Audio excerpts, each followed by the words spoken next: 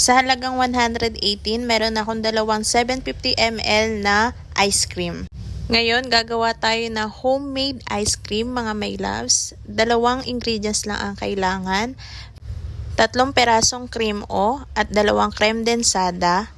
May stock na pala kaming cream o kaya creme densada na lang yung binili ko. 59 pesos isa, kaya 118 pesos lang ang nagastos ko.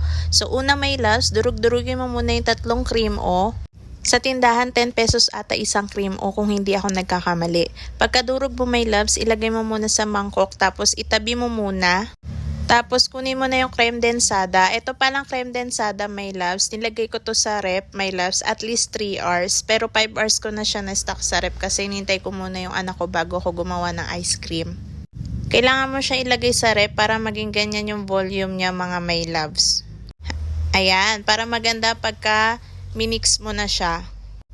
Dito pala gagamit tayo dito my loves ng electric mixer. Kung wala naman, pwede naman yung manual lang. Para mas papataas natin yung volume niyan. Ayan, halu-haluin lang natin my loves. Para tumaas yung volume ng creme densada. Dito mga tansya ko, 15 to 20 minutes ko siyang ginanyang ganyan para tumaas yung volume. Tapos mapapansin mo pag ganyan na yung volume niya. Ayan, pwede na yan mga my loves. Pag ganyan na yung volume niya. Kinuha ko yung dinurog kong cream o my loves. Tapos nilagyan ko ng konti. Tapos minix ko ulit. Para kumalat yung lasa. Ayan, tapos nagtira ako ng pan-toppings ko dyan sa ibabaw mamaya. Yan, ginanyan ko lang. 3 cream o lang yung ginamit ko para hindi masyadong matamis. Tapos kung meron kayo natatabi ng mga lagay ng ice cream, ayan, pwede nyo dyan ilagay. Dito sa ginawa ko, 70 ml lang na container yung kailangan ko. Kasya na siya. Apaw na siya dyan, my loves.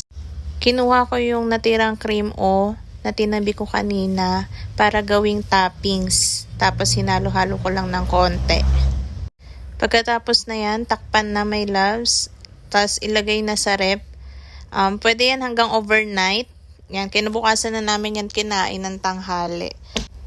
Meron ka ng homemade ice cream. So, malaki ang tipid mo dyan my loves. Kaya kung ako sa inyo, mag-homemade ice cream na lang kayo. Sarap na naman yung bata kasi mahilig siya sa ice cream. At least sarili na namin gawa kaysa bibili pa kami. Laking tipid din to.